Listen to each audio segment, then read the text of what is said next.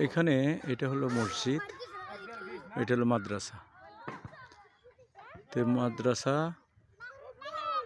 মসজিদ কম্পাউন্ডের মোটামুটি ছাদটা ঢালার জন্য প্রস্তুত, কিন্তু এখানে যে খোয়া বা কোর্স অ্যাগ্রিগেট যেটা এরা তৈরি করছে, ইট পিকেট, এরা বলছে পিকেট ভেঙে। তো পিকেটটা আমরা যেটা দেখতে পাচ্ছি এখানে পুরোটা পাতলা, দেখেন, দেখছেন অবস্থা, আমি যে ক্যামেরায় যেটা দেখাচ্ছি এরকম ঝামা, মানে ফোম হয়ে গেছে এবং পাতলা, কোনো ওয়েট নাই।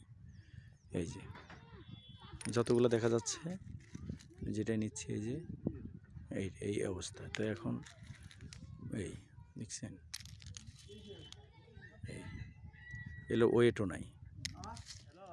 এই এটাও যে আছে, এটাও যে ক্ষুদ্র আকারের, এখানে এই পিকেটার না, এটা ঝামা হয়ে গেছে, ঝামা বা ফোম আকারে ধারণ করছে।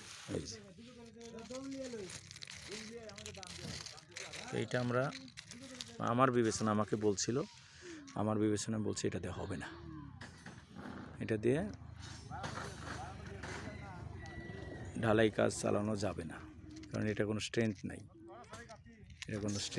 তার চেয়ে এইগুলো হলেও চলতো, শুধু যদি এরকম হইতো তাও চলতো, এরকম হলেও চলতো, এরকম যেটা মেইনলি ক্যারেক্টার হলো, এইটা হলো কারেক্ট। এইটা হলো এখানে ব্রিক আছে, এখানে কিছু জমা হয়ে গেছে, এরকম হলেও চলতো, এরকম। কিন্তু যেগুলো পুরাটাই এই যে এরকম ঝামা হয়ে গেছে, ঝামা, এই ফোম আকারের ধারণ করছে, পাতলা হালকা হয়ে গেছে, মেজর এইরকম পুরাটার উপরে এরকম পুরা সম্পূর্ণ চিপসগুলো এরকম অবস্থায় দাঁড়াইছে।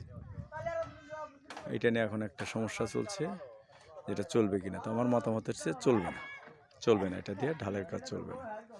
অন্যান্য নিচের কাজগুলো, রাপ কাজগুলো করতে পারে, কিন্তু ছাদের কাজে এটা দেওয়া যাবে না, ছাদ বিমে দেওয়া যাবে না।